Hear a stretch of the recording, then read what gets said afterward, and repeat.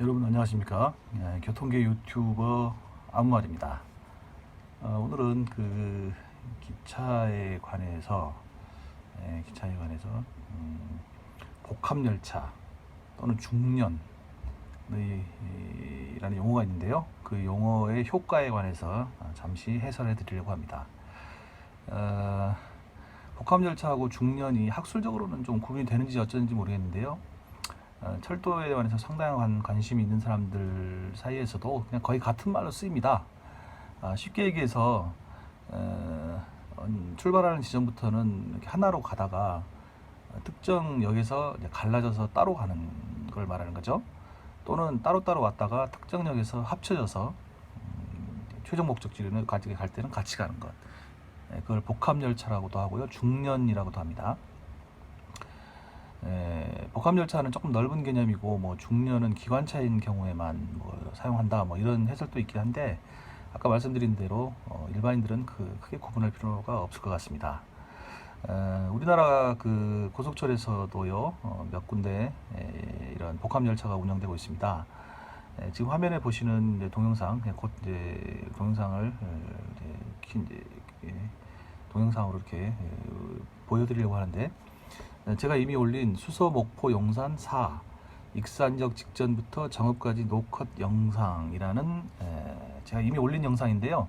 그 영상 중에서 한 1분 한 30초 정도 한번 직접 보시겠습니다. 지금 화면은 그 제가 고속철을 타고 그 지방으로 내려갈 때 익산역에 도착했을 때의 모습입니다. 화면 한번 보시죠.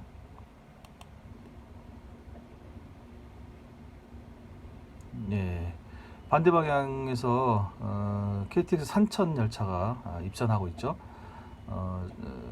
관찰자의 제 시점에서 볼 때 반대 방향이니까 이제 이 기차는 익산역에서 정차했다가 서울로 이제 올라가는 열차입니다. 예. 그리고 이제 제가 탄 열차가 남쪽으로 이제 반대 방향으로 출발하죠. 제가 탄 열차는 목포행 열차였습니다. 제가 탄 열차는 복합 열차가 아니고요. 여기가 방금 이제 올라온 그 열차의 끝이죠. 진행 방향 반대쪽 끝이죠. 지금 제가 탄 열차가 익산역을 그래서 이제 출발해서 발차해서 지금 남쪽을 향해서 벗어나고 있는 중입니다. 잘 보시죠. 예.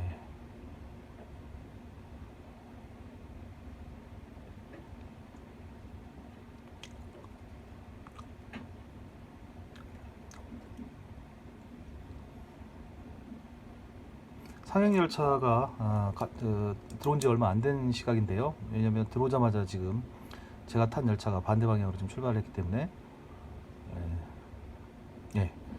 또 KTX 산천이 들어오고 있죠. 이제 완전히 익산역을 벗어난 모습인데요.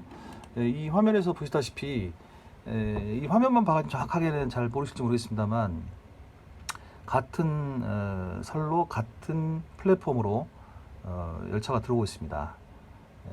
그 다른 열차라고 치기에는 그 간격이 굉장히 짧죠. 전형적인 이제 중년 열차입니다. 자, 익산역이니까요. 뭐 하나는 광주나 목포 방향에서 올라온 거고 하나는 여수 엑스포 방향에서 올라온 기차라고 할 수 있는데요. 어느 게 그러니까 이미 먼저 도착했는 것이 목포에서 올라온 걸까요? 목포나 광주에서 올라온 걸까요? 아니면 뒤에 온 열차가 목포나 광주에서 올라온 열차일까요? 일본 신간선에서 아키타 신간선이나 야마가타 신간선의 경우에는 아주 예외적인 한두 편 열차를 제외하고는 동북 신간선 열차하고 중년을 하는데요. 후쿠시마나 모리오카에서요.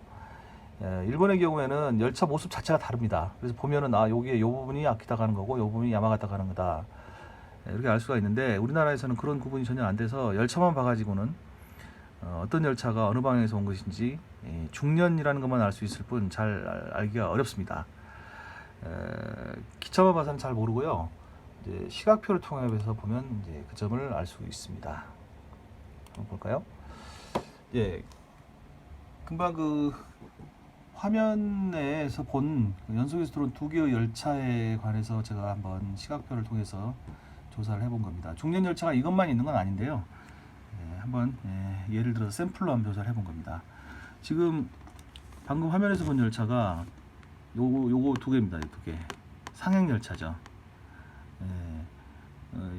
먼저 들어온 열차가 여수의 엑스포에서 올라온 열차로 익산에 12시 8분에 도착해서 익산 출발이 12시 16분입니다. 나중에 들어온 열차가 목포에서 올라온 열차이고요. 익산 도착이 2분 늦은 12시 10분이고 12시 16분에 서울을 향해서 용산을 향해서 출발합니다. 두 열차가 도착 시간은 다른데 출발 시간은 같죠. 그러니까 여기서 중년이 된다는 얘기죠.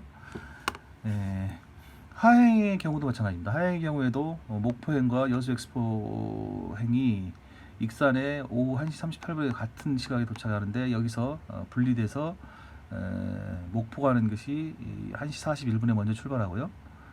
여수 가는 게 1시 43분에 드디어 출발을 합니다. 내려가는 하행 열차의 경우에 여수 가는 것이 늦게 출발한다는 얘기는 여수 가는 것이 뒤쪽에 있다는 얘기죠. 서울 쪽에 있다는 얘기죠. 올라가는 열차의 경우에 여수에서 올라온 열차가 먼저 도착한다는 얘기도 마찬가지죠. 항상 여수 가는 열차가 서울 방향에 놓인다는 것을 의미합니다. 항상 그렇게 정해져서 움직이는 거죠. 뭐 예를 들어서 어느 한쪽에서 무슨 뭐 비상사태가 일어났다 이러면 뭐 바뀔 수 있는지는 잘 모르겠는데 원칙적으로는 딱 이렇게 정해져 있습니다. 아마 익산역에 접근하면서 조절을 할 겁니다. 서로 간에 신호를 하면서 이런 식으로 하고 있는데요. 그 중년 열차 운행의 뭐 장점, 단점은 뭐 여러 가지가 있습니다. 장점이야 당연히 그 선로 용량이 부족할 때는 선로 용량을 나눠지는 분기점까지는 하나의 열차로 운행을 해서 그 용량 극복을 해소한다든지 뭐 이런 것들이 장점일 테고요. 단점은 뭐 승객들이 혼란을 겪을 수 있다라든가 뭐 분리 연결 동작이 뭐 번거롭다라든가 뭐 그런 것들을 들 수가 있겠죠. 그런 걸 제외하고 요 시각표상으로만 그 효과를 한번 살펴보면 그 오른쪽 이 도표상의 맨 오른쪽에 보시면 하행의 경우에는 목포행은 익산 정차 시간이 3분입니다. 여수행은 5분. 상행의 경우에는 목포에서 올라온 게 정차 시간이 6분. 여수 엑스프레스에서 올라온 게 8분입니다. 다시 말해서 일단 그 분리하고 결합을 해야 되기 때문에 일반 정차 시간보다 좀 더 걸린다는 점을 알 수가 있죠. 고속철의 경우에는 통상 1분 내지 2분 정도 정차 시간을 주니까 하행의 경우에는 1분 뭐 적어도 한 1분에서 한 3분, 상행의 경우에는 한 4분에서 6분 정도의 시간 손실이 발생한다 이렇게 볼 수가 있습니다. 사실 하행의 경우에 뭐 5분도 그렇고요. 특히 3분 같으면 굉장히 짧죠. 시간이. 아마 열차 분리하는 작업이 뭐 굉장히 신속하고 정확하게 이루어져야 될 겁니다. 마지막으로 이제 이 두 가지 표를 보면 분리하는 작업보다 연결하는 작업 부분이 시간이 더 걸린다는 점을 알 수 있습니다. 이 점은 그 작업 자체에서 걸리는 시간의 문제일 수도 있고요. 아무래도 익산 남쪽으로보다는 익산 북쪽으로가 선로의 그 혼잡도가 더 강할 것이기 때문에 그런 여유 시간을 고려해서 조금 더 여유 있게 잡는 것이라고 볼 수도 있습니다. 하여간 상행의 경우에 여수 엑스포에서 올라오는 열차는 익산에서 정차하는 시간이 8분으로서 이러한 중년이 아닌 경우에 비해서는 대략 한 승객 1인당 6분 정도의 타임 손실이 발생한다고 볼 수 있습니다. 현지 사정과 수요에 따라서 뭐 어쩔 수 없이 중년을 운영하는 것이기 때문에 뭐 그게 큰 문제라고 뭐 말하기는 좀 어려울 것이라입니다. 그 어쨌든 간에 그 고속철 운행에서는 사실 1분, 2분, 3분도 굉장히 큽니다. 1분, 2분, 3분 운행 시간 단축하는 게 어마어마한 기술적인 진보나 설비를 요하는 일이거든요. 그런 점에서 볼 때 중년은 피치 못할 선택이니까 어쩔 수 없기는 하지만 의외로 열차 운행 시간에 지장을 주는 효과가 상당히 크다. 이런 점을 이 사례를 통해서도 알 수 있습니다.